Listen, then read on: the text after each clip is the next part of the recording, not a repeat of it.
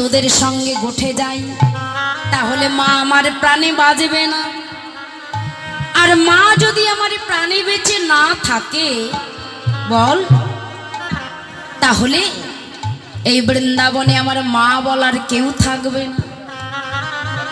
তাই শোন, আমি মায়ের কাছে কথা দিয়েছি, মা যতক্ষণ আমায় অনুমতি না দেবে, মা যতক্ষণে নিজের হাতে সাজিয়ে না গোঠে পাঠাবে, আমি গোঠে যাব না। শোন শ্রীরাম, গোঠে যদি আমাকে নিয়ে যেতে হয়, তোরা সবাই একবার মায়ের কাছে যা। আর মা যদি আমায় গোঠে যেতে দেয়, তবে আমি তোদের সঙ্গে গোঠে যাব, তবেই তোদের সঙ্গে গোঠে যাব। কেমন?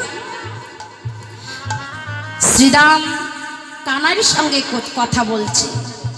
শ্রীরামে কানুতে কথা, বলরাম আসি তথা, যুগলে বিষানো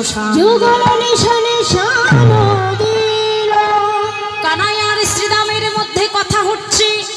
এদিকে দাদা বলরাম গোটের সময় জেনে গোটের সাজ সজ্জা নিয়ে এবার এসে দাঁড়িয়েছে।